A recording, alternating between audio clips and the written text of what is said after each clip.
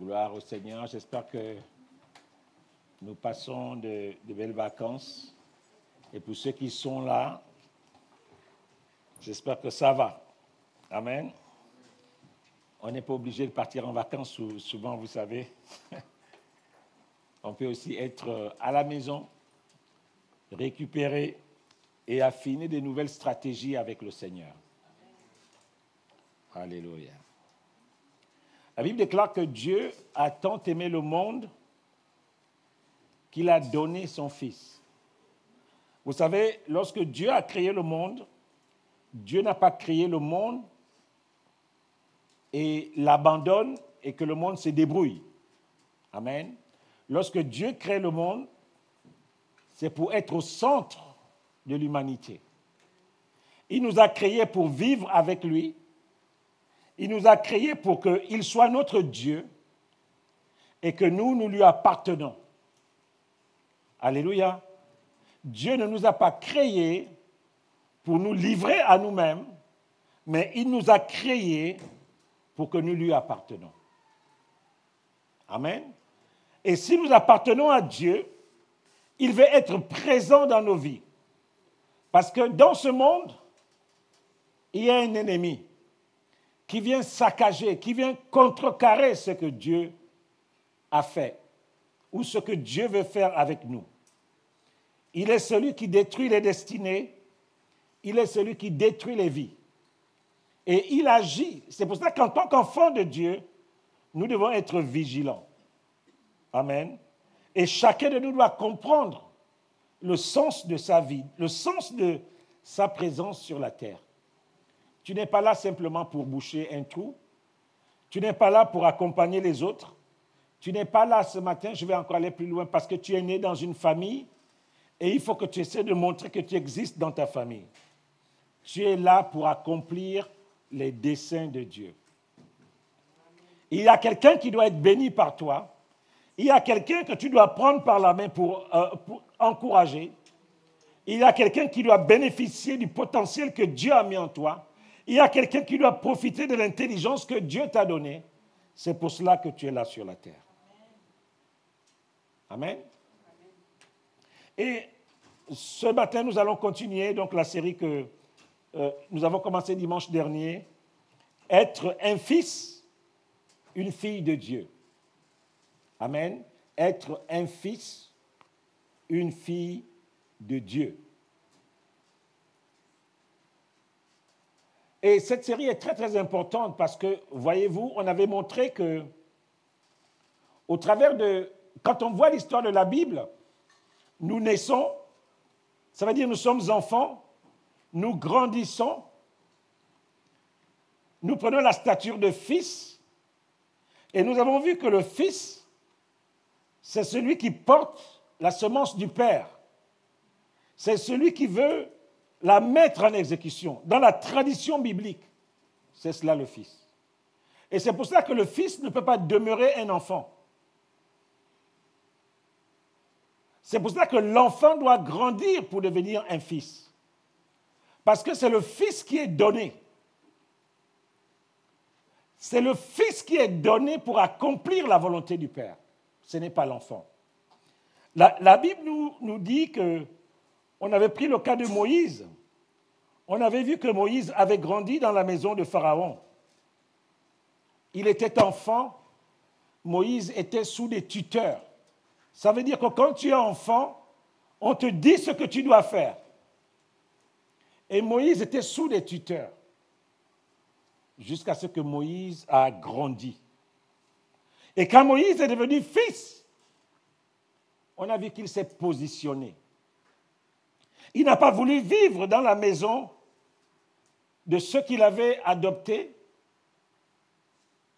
Il a préféré poursuivre sa marche avec le peuple de Dieu, devenir fils de Dieu. Et nous savons donc ce texte que nous avons lu dimanche dernier dans Hébreux 11, les versets 24. On dit que Moïse a pu le faire par la foi. On nous dit que c'est par la foi que Moïse, devenu grand, il avait grandi. Il était passé de la stature d'enfant à fils. Il a refusé d'être appelé fils de la fille de Pharaon. La Bible dit qu'il aimait mieux être maltraité avec le peuple de Dieu plutôt que de profiter de la joie qu'il y avait dans la maison de Pharaon. Et ce matin, nous allons continuer donc dans cette optique et nous allons lire le passage de Galates. C'est un passage que nous connaissons bien et nous allons prendre quelques versets. Galates 4, les versets, on va lire les 10 premiers versets. Je vais lire la parole de Dieu et si vous avez votre Bible, vous pouvez suivre avec moi. Il est écrit aussi longtemps que l'héritier est un enfant, je dis qu'il ne diffère en rien d'un esclave, quoiqu'il soit le maître de tout. Mais il est sous des tuteurs et des administrateurs jusqu'au temps marqué par le Père, jusqu'à ce qu'il devienne fils. Nous aussi, de la même manière, lorsque nous étions enfants, nous étions sous l'esclavage des rudiments du monde. Mais lorsque les temps ont été accomplis, Dieu a envoyé son enfant. Non, Dieu a envoyé son fils, né d'une femme, né sous la loi, afin qu'il rachetât ce qui était sous la loi, afin que nous reçussions l'adoption. Et parce que vous êtes des fils, vous êtes fils, Dieu a envoyé dans vos cœurs l'esprit de son Fils, lequel prie Abba Père. Ainsi, tu n'es plus esclave, mais fils. Et si tu es fils, tu es aussi l'héritier de la grâce de Dieu. Waouh! Autrefois, ne connaissant pas Dieu, vous serviez des dieux qui ne le sont pas de leur nature. Mais à présent que vous avez connu Dieu, ou plutôt que vous avez été connus de Dieu, comment retournerez-vous à ces faibles et pauvres rudiments auxquels de nouveau vous voulez vous asservir encore? Vous observez les jours, les mois, les temps et les années. C'est un texte extraordinaire. Ce texte nous montre les incapacités, les limites que nous avons si nous demeurons dans le statut d'enfant. Si nous restons dans le statut d'enfant, il y a des postures, il y a des choses que nous ne pouvons pas avoir. Parce que la Bible déclare que quand on reste dans un statut d'enfant, on est sous des tuteurs. On est sous des personnes qui nous dictent ce qu'ils doivent faire, qui veillent sur nous. Nous n'avons pas une autonomie totale dans nos mouvements, dans notre action. Nous n'avons pas d'autonomie. Et ce statut d'autonomie fait que, en tant qu'enfant et futur fils, eh bien, nous ne pouvons pas saisir la totalité de la grâce qu'il y a et que nous transportons jusqu'à ce que nous atteignions le statut de fils. Et donc ce statut d'enfant continuel, lorsque l'apôtre Paul regarde le statut d'un enfant, il dit que l'enfant d'un roi, il est potentiellement un roi. Mais par ses comportements, il peut agir comme un esclave, quoiqu'il est le propriétaire de tout. Et beaucoup parmi nous, nous avons des mentalités d'esclaves. Nous avons des attitudes d'esclaves parce que nous n'avons pas saisi la grâce qu'il y a à être un fils.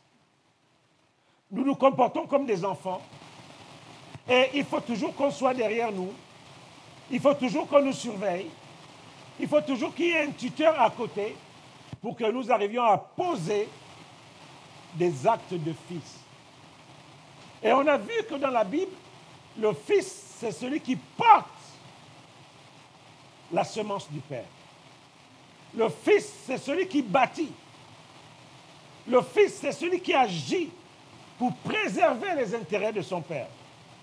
Le Fils ne détruit pas sa maison. La fille ne détruit pas sa maison. La fille, c'est celle qui bâtit pour préserver la maison de son Père. Amen. Et si le fils ou la fille se comportent comme des enfants, la Bible dit que ce sont des esclaves. On les assimile à des esclaves. C'est dur d'entendre ça. Ils ont un statut d'esclaves. Pourquoi? À cause de leur attitude, à cause de leur comportement. Ils sont considérés comme des esclaves, des personnes que l'on doit porter en tout temps, des personnes sur qui qu'on doit surveiller. Et quand on en a comme ça plusieurs dans la maison, c'est de la garderie. Ça devient de la garderie. Alléluia. Et le Seigneur ne veut pas faire de la garderie. Il veut que nous arrivions à grandir pour arriver à la stature de fils, quitter le stade d'enfant et devenir un fils. Parce qu'il y a des choses que seul le fils peut avoir, peut recevoir. La Bible nous dit ceci au verset 6. Et parce que vous êtes fils, Dieu a envoyé dans vos cœurs l'esprit de son fils. Le fer aiguise le fer. Le fils reçoit la part de fils. L'enfant ne peut pas recevoir la part d'un fils. L'enfant reçoit la part d'un enfant. C'est un peu comme si vous donnez à manger à un enfant et vous lui donnez la quantité qu'un adulte doit manger. Ça ne va pas. L'enfant reçoit la part d'un enfant.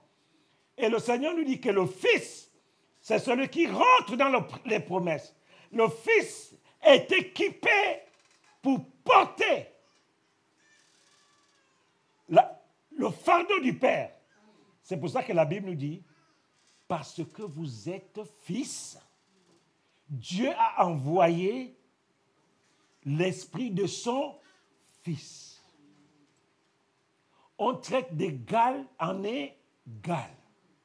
Si vous voyez un adulte en train de jouer avec des enfants, il y a un problème. Amen. D'égal à égal. Dieu a tant aimé le monde qu'il a donné qui? Son Fils. C'est le Fils qui est donné pour faire la volonté du Père. Parce que le Fils est donné pour faire la volonté du Père, le Fils doit être équipé avec de l'Esprit de Dieu pour opérer à la dimension de Fils. Parce que je suis un fils, Dieu a envoyé dans mon cœur l'esprit, la mentalité de son fils. C'est pour ça qu'il y a un souci lorsqu'on ne grandit pas. C'est pour ça qu'il y a un problème. Beaucoup de personnes sont restées des enfants et ils veulent travailler à la dimension du fils. Ça ne peut pas marcher. Amen. C'est comme un fils ne peut pas redescendre à la dimension d'enfant.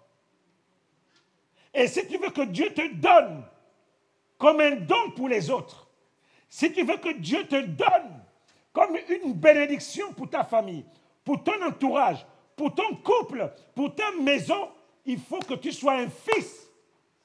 Parce que lorsque Dieu, la Bible nous dit que Dieu a tant aimé le monde qu'il ne nous a pas donné un enfant. On a vu qu'un enfant nous est né, mais un fils nous est donné. Amen. Dieu a tant aimé le monde qu'il a donné un fils. C'est le fils qui porte le fardeau du Père. C'est pour ça que la Bible dit qu'un enfant nous est né et un fils nous est donné. Et si tu veux être donné, si tu veux être un don pour ceux vers qui Dieu t'envoie, il faut que tu aies le statut de fils. Amen. Il faut que tu aies le statut de fils et pas d'un enfant. Et souvent, nous ne réalisons pas cela. Beaucoup de personnes tournent en rond parce que tu n'es pas qualifié pour recevoir l'esprit du Fils. Vous savez, Dieu est normal. Qu'est-ce que la Bible dit? On ne jette pas des perles au pourceau. Pourquoi? Parce qu'ils ne connaissent pas la valeur des perles. La Bible dit que si tu fais ça, ils vont fouler les perles aux pieds. Et c'est une perte pour toi. Mais si tu donnes des perles à des fils, waouh! Ils vont les considérer comme des perles, les faire fructifier et en manger le fruit. L'esprit du Fils est donné au Fils. Et l'enfant est assimilé à un esclave. Parce qu'il a besoin de tuteurs. C'est pour cela que Moïse avait compris ça. La Bible dit que Moïse, devenu grand, lorsqu'il a acquis la stature de fils, il a pris conscience de la responsabilité qui était la sienne.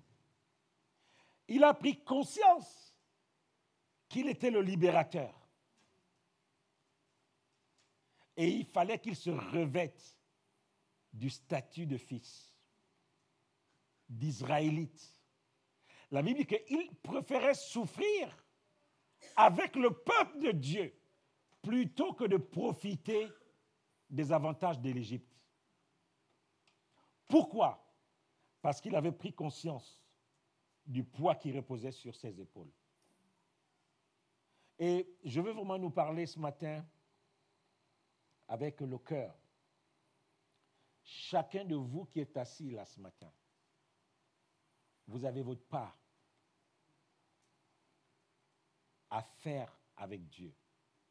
Pour cette église, pour votre vie.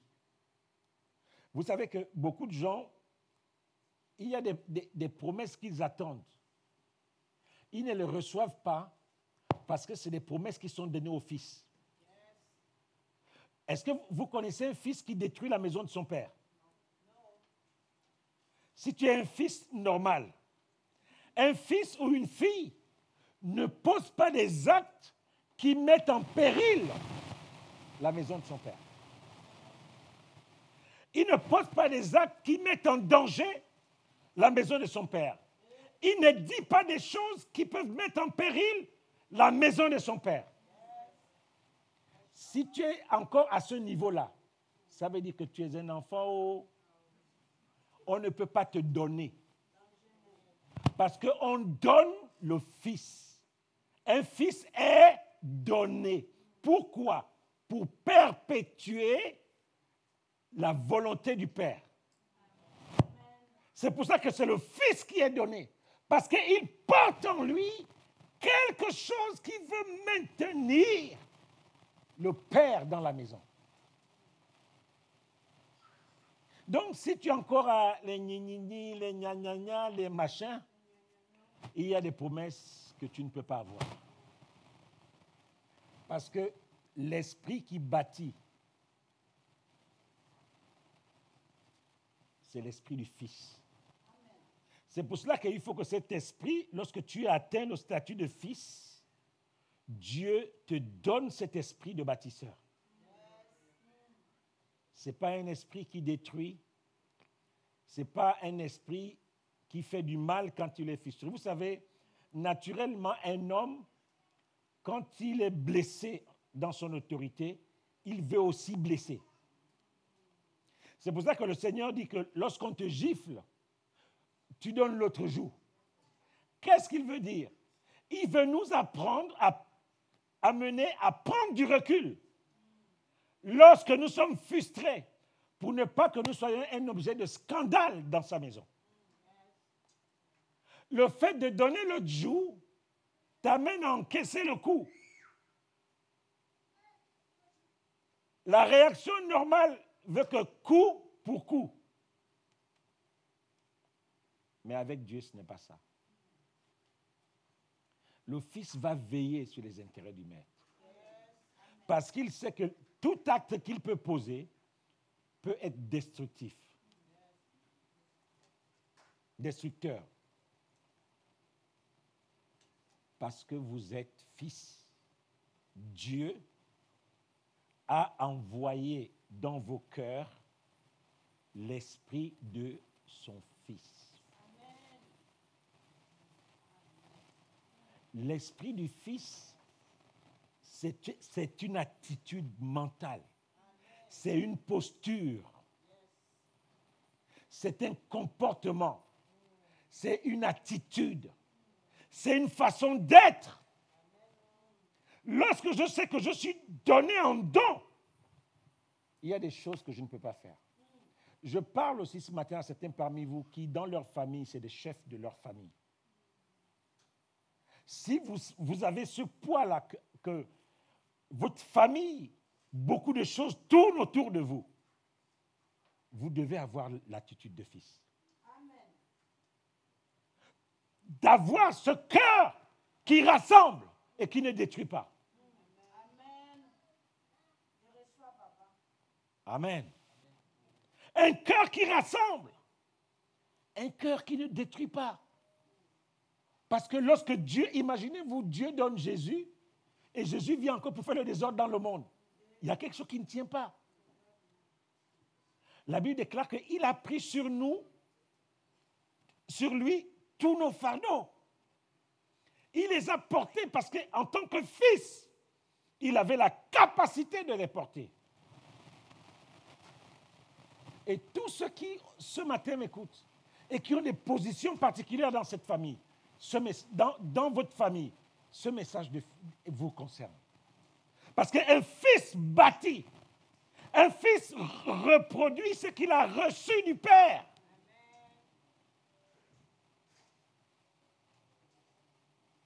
Alléluia. C'est pour ça que nous devons grandir. C'est pour cela que tu ne peux pas être là où tu es aujourd'hui. Il faut que tu grandisses. Il faut que tu avances. Il faut que tu prennes du volume. Tu dois évoluer, tu dois grandir. Quelque chose doit se passer en toi.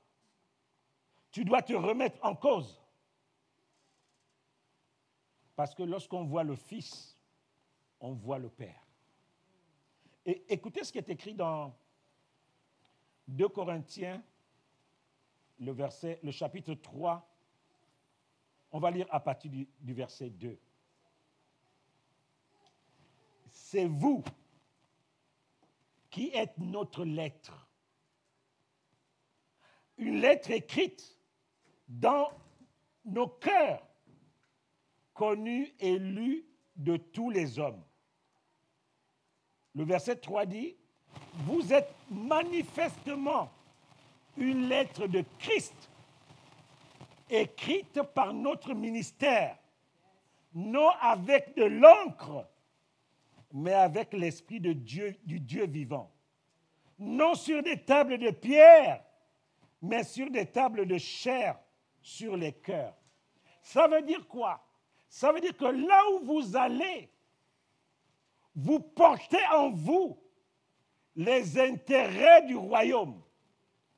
Paul dit ici à ses enfants que vous êtes une lettre écrite de Christ. Quand on vous voit, quand on vous lit, c'est Christ qu'on lit. Quand on vous voit, c'est Christ qu'on voit. Quand on voit vos agissements, on voit Christ.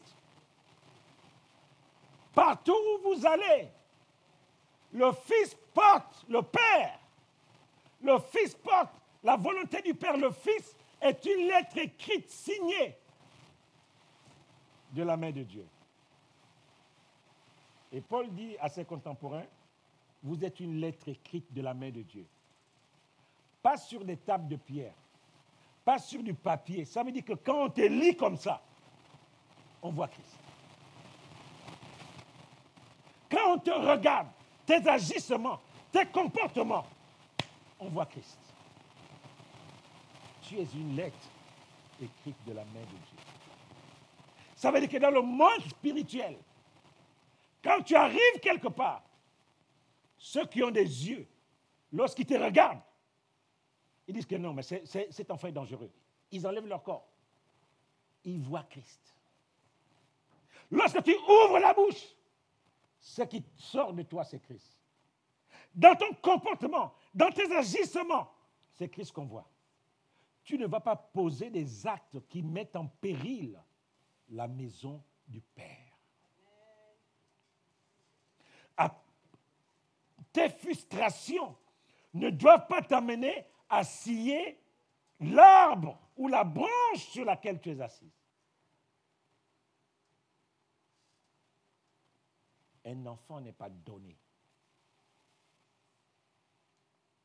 C'est un fils qui est un don pour le corps. Un enfant nous est né et c'est le fils. Lorsqu'il devient fils, il est donné. Il est donné. Lorsque l'enfant devient fils, on le prend et il est un don pour les gens. Et le Seigneur parle à quelqu'un ce matin. Aussi longtemps que tu demeures un enfant, dans le monde spirituel,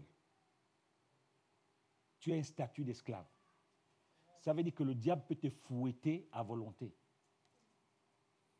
Il faut que tu grandisses. Et pour grandir, nous devons être renouvelés.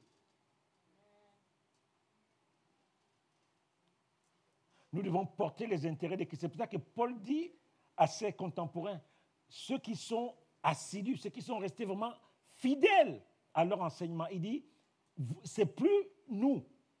Vous-même, quand on vous regarde, vous êtes une lettre. Vous savez, il y a des fois, quand on vous livre un colis, on a besoin de vous demander que c'est bien vous, tel, c'est bien le courrier d'Antoine, c'est bien vous, Serge Njang. Oui, alors que là, quand le gars d'Amazon vient, il ne vous demande même plus si c'est vous. Il vous regarde seulement, il dit que c'est vous. Tiens, tenez-vous. Lorsque le Saint-Esprit vient et il vient distribuer des grâces, il voit que des Christ. Et il a un colis, c'est écrit Christ. Il te regarde Christ, il dit, mais tiens. Et comme il pourvoit, il se renouvelle. Vous savez que quand Dieu nous donne, il n'est pas dépossédé. Amen. Ça veut dire que si Dieu te donne un micro, il ne perd pas un micro. S'il te donne un micro, il a encore un micro. S'il donne le micro qu'il a, il y a encore un autre micro. Et donc, lorsque le Seigneur regarde comme ça, il vous lit. Il voit Christ, Christ, Christ, Christ. Et quand les grâces tombent, ça tombe sur ceux qui ont la marque du Christ. Ça tombe sur les fils. Parce qu'il s'est dit, les fils, je suis sûr qu'ils vont bâtir. Alors, ils peuvent devenir des dons. Quand on dit que Dieu a fait des dons aux hommes, un fils est donné. Dans le donné, il y a le don. Tu deviens un don parce que quand on te regarde, tu as le comportement d'un fils. Regardez dans les sociétés. Est-ce que vous connaissez là où vous travaillez que c'est celui qui est le plus désordonné à qui on donne des responsabilités? Non. Dans une société normale, on ne peut pas donner des responsabilités à quelqu'un qui n'est jamais là. Ça veut dire que quand le patron regarde les gens à qui on doit donner une promotion, on va d'abord trier le premier lot des gens. C'est d'abord les gens qui sont là tous les jours dans le service. On prend un service A. On regarde dans le service, on a envie de donner une promotion à quelqu'un. On a envie de faire de toi un cadre. On a envie de faire de toi un agent de maîtrise. On a envie de faire de toi un technicien supérieur à quelque chose. On va regarder dans ton équipe. On voit, on dit, lui là, qu'il pleuve ou qu'il neige, il est là. On lui dit de faire, il fait. On va d'abord prendre le premier lot là. On va d'abord prendre le lot des personnes assidues. Clac. Après, dans les personnes assidues là, on va prendre les lots des gens qui sont obéissants. On les met de côté.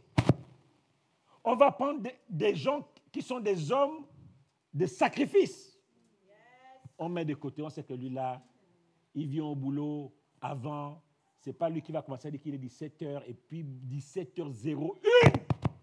Il a son sac à dos, il sort. On dit, bon, il est dans le lot, mais ce n'est pas un homme qui est habitué à la souffrance. Ce n'est pas un homme de sacrifice. Et puis on va trier, on va tomber sur un petit carré. Et puis si on tombe sur 3 personnes qui ont du mal à se départager, bon, ils vont avoir la promotion, ils sont cadres. Ils vont passer agent de maîtrise. Alléluia. Ils vont passer techniciens spécialisés. Parce que c'est des gens qui ont une attitude de fils. Ils veulent bâtir. C'est des gens qui portent les intérêts de la société. Ils ne sont pas là que pour discuter les salaires. Moi, des fois, ça me fait rire. Les gens veulent des salaires et puis ils ne peuvent pas te dire qu'est-ce qu'ils apportent à la société. Ça, c'est notre pays où on vit ici, la France. Tout le monde veut quelque chose sans payer un prix. Le fils reçoit l'équipement. Lorsqu'on dit que quand Dieu appelle, il équipe, Dieu n'équipe pas des enfants. Dieu n'équipe pas des enfants. C'est au fils qu'on donne l'équipement. Pourquoi? Parce qu'il porte les intérêts du Père. Et lorsqu'il est équipé, on prend le fils, on le donne. Il peut être un don dans l'église. Il peut être un don dans sa famille. Il peut être un don dans son entourage. Il peut être un don dans sa société. Dieu ne t'appelle pas qu'à être un don pour l'église. Le travail que Dieu fait en toi, c'est pour te donner aux gens. Et lorsque Christ a été donné, nous n'étions pas des chrétiens. La Bible dit que Dieu a tant aimé le monde. Pas Dieu a tant aimé l'Église qu'il a donné. Dieu a tant aimé le monde. Parce qu'il a aimé le monde qu'il a fait un don au monde.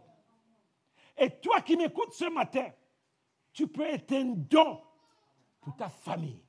Tu peux être un don pour ta société. Tu peux être un don pour l'Église. Tu peux être un don là où tu évolues. Tu peux être un don pour la RATP. Tu peux être un don pour la SNCF. Là où tu es, lorsque tu es là, tu apportes la joie. Tu apportes le sourire.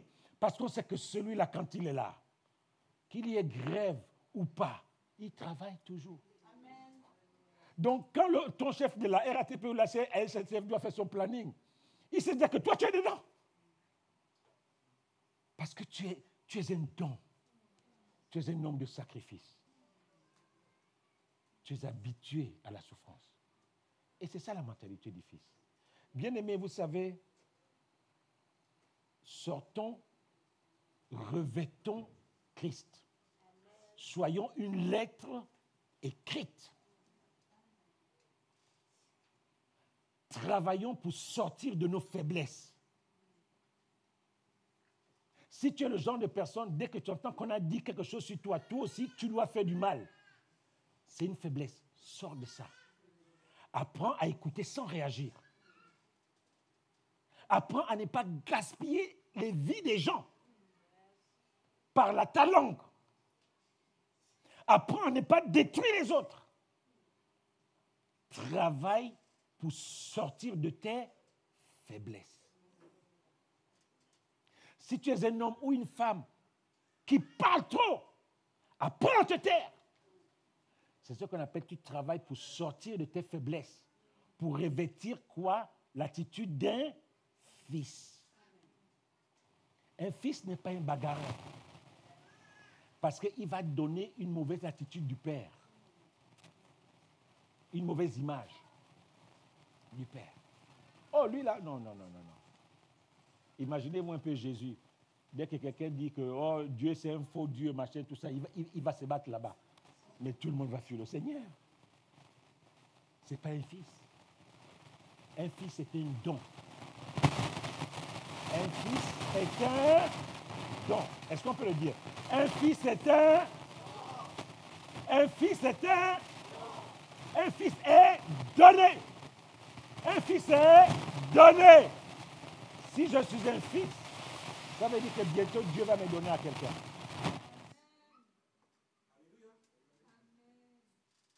Si je suis un fils, c'est que bientôt, on va me donner. Waouh, quelle grâce. Quand tu arrives quelque part, tout le monde t'attend.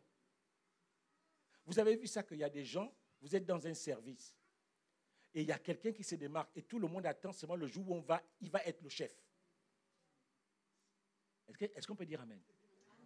Vous avez déjà connu ça. Vous êtes quelque part dans une équipe et il y a quelqu'un, c'est lui qui doit être le chef. Mais tout le monde attend seulement le temps où il sera chef.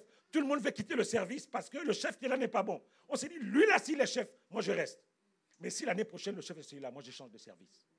Tout le monde attend qu'on te donne. Parce que tu portes en toi l'esprit que tout le monde attend. Il y a des gens que tout le monde attend qu'ils soient donnés. Je ne sais pas si je parle à quelqu'un ce matin. Dieu veut te donner. La Bible déclare qu'au temps marqué, Dieu a fait quoi? Il a donné son Fils. Ça veut dire qu'il y a un temps où Dieu travaille en toi. Et quand le travail est fini, il regarde Max. Il dit non, c'est bon là. Il pense ici, il pense là. Il dit que non, je t'ai déjà brossé. Il regarde le pantalon droit, le haut, les plis, tac, tac, tac. Il dit, voici. Il regarde Maman Fernande. Il regarde le pagne bien dressé, droit, repassé. Il dit, non, elle est prête. Voici Maman Fernande. Alléluia. Je veux que tu rêves ce matin. Je ne sais pas là où tu évolues, mais Dieu veut te donner à quelqu'un. Dieu veut faire de toi un don pour les autres. En commençant par sa maison, en commençant par sa famille. Il faut que dans ta famille, aucune décision ne soit prise sans que tu n'as pas parlé. On a besoin que tu parles parce que c'est toi la voix, c'est toi le don. On peut prendre n'importe quelle décision, mais tant que tu n'as rien dit, on a besoin que tu parles. Vous savez que dans des familles, il y a des gens qu'on va fuir. Ça veut dire qu'on va régler des problèmes sans les mettre. Par exemple, c'est que s'il est là, c'est plus des bagarreurs, des casseurs, c'est plus... Voilà. Tu n'es pas un don encore. Il y a un travail que tu dois faire. Fermons nos yeux et je veux que chacun de nous puisse rentrer en lui-même. Ce message que je vous donne, je ne suis pas exclu moi-même de ce message. Et c'est ma bagarre tous les jours de me présenter aux autres comme un don. Par mon attitude, par mes paroles, par mon comportement. Je veux être un don pour les autres. Je veux être un don pour toi. Je veux être un don pour mon entourage, mon église, mon entreprise, ma famille, ma maison. Je vais être un don pour ma femme. Je vais être un don pour mon épouse. Le Fils n'abandonne pas. Le Fils ne laisse pas tomber. Le Fils ne laisse pas les gens en plan. Le Fils, lorsque tu es un don, tu vas jusqu'à la croix. Tu vas jusqu'au bout. Parce que tu as une mission.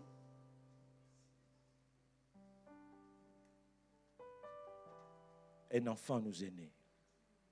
Un fils nous est donné. Et lorsqu'il nous est donné, il nous donne son esprit. À ceux qui atteignent la stature de fils, ils reçoivent l'esprit du Fils. Le Fils reçoit l'esprit du Fils. Le Fils reçoit l'équipement du Fils. Le Fils reçoit l'équipement du Fils.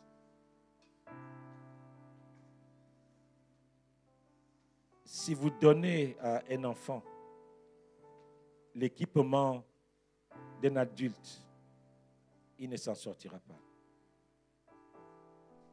C'est pour cela que David, lorsqu'il allait combattre Goliath, il a refusé de prendre l'équipement des adultes. Il avait sa fronde. Il avait l'équipement d'un enfant. Un fils a l'équipement d'un fils. Je prie que le Saint-Esprit te parle ce matin. Il y a beaucoup de gens qui ont raté des promesses. Beaucoup de gens qui ont raté des opportunités. Parce que tu n'étais pas comporté comme un fils dans ta société. Mais tu t'es comporté comme un salarié. Je le répète. Là où tu travailles, tu t'es comporté comme un salarié.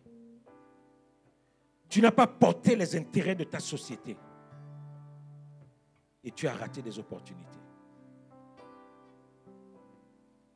Même dans l'église, tu soupires après un don de guérison, un don de prophétie, un don de ceci. Mais le Seigneur ne te l'a pas donné. Parce que tu te comportais comme un simple membre de l'église. Tu n'as pas eu l'attitude d'un fils. Tu n'as pas dit, si je ne fais pas ça, personne ne le fera à ma place. Tu t'es comporté comme quelqu'un du dehors. Mais tu ne t'es pas comporté comme quelqu'un de la maison. L'esprit du fils est donné au fils. L'équipement d'un fils est donné au fils. Si tu veux opérer à la dimension du Christ, deviens un fils. Deviens une lettre écrite de la main de Dieu. Seigneur, je te prie ce matin pour chaque personne qui est dans cette salle. Je prie pour chaque personne. Seigneur, nous voulons être un don. Seigneur, ce matin, je veux être un don. Mon frère veut être un don. Ma soeur veut être donnée. Mon frère veut devenir un fils. Nous voulons être des fils pour travailler à la dimension des fils. Seigneur, ce matin, aide-nous à être renouvelés dans notre intelligence. Aide-nous, Seigneur, à sortir de nos faiblesses. Aide-moi à grandir, à faire comme Moïse. Il a refusé les avantages de ce monde pour devenir un fils pour toi. Seigneur, bénis-nous ce matin. Dis-lui quelque chose avec tes propres mots ce matin. Je ne sais pas ce qu'il t'a dit. Moi, je veux devenir un fils.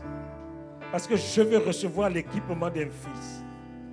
Seigneur, ce matin, je veux être un fils parce que je veux recevoir les capacités que tu donnes au fils. Un fils reçoit un équipement pour bâtir. Un fils est donné. Et moi, je veux être donné. Je ne veux plus que les gens me fuient. Mais je veux être donné. Et que là où je suis donné, je devienne une source de bénédiction. Je vais être donné dans mon entreprise. Je vais être donné dans mon église. Je vais être donné dans ma famille.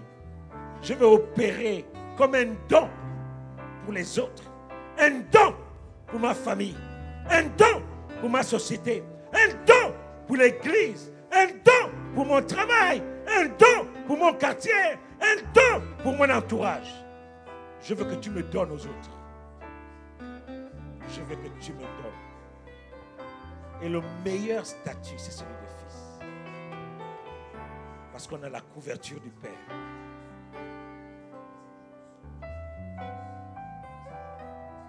Et pendant tout son séjour sur la terre, Jésus a opéré comme étant le Fils. Il dit, je ne fais que ce que je vois mon Père faire. Alléluia, Seigneur. Seigneur, je te bénis ce matin. Aide-nous à grandir, à sortir de la mentalité d'enfant, à sortir de la mentalité d'esclave. Alléluia. Sois glorifié, Seigneur. Que Dieu nous aide ce matin. Dieu veut te donner, mon frère, ma soeur. Dieu veut te donner à ton entreprise. Dieu veut te donner à ta société. Dieu veut te donner à l'église. Et lorsque tu es donné, lorsque Dieu nous appelle, il nous équipe. Il te revêt de son équipement. Jésus a été donné. Et nous savons ce qu'il a fait. Il a dit, je fais ce que je vois mon Père faire. Il a travaillé pour les intérêts du royaume. Soyons bénis ce matin. Soyons bénis ce matin. Soyons bénis ce matin. Je suis une fille de Dieu. Je vais travailler à la dimension de fille. Je suis un fils. Je vais travailler à la dimension de fils. Beaucoup de personnes veulent travailler, mais ils ne sont pas donnés. Ce n'est pas des dons. C'est eux-mêmes qui veulent travailler avec leur force. Tu dois d'abord devenir une fille, un fils, pour qu'on te donne. Il y a des gens que Dieu a peur de donner parce qu'ils peuvent détruire les endroits où ils vont être donnés. Mais le fils, la fille, lorsqu'ils sont donnés, ils sont conscients de leurs responsabilités.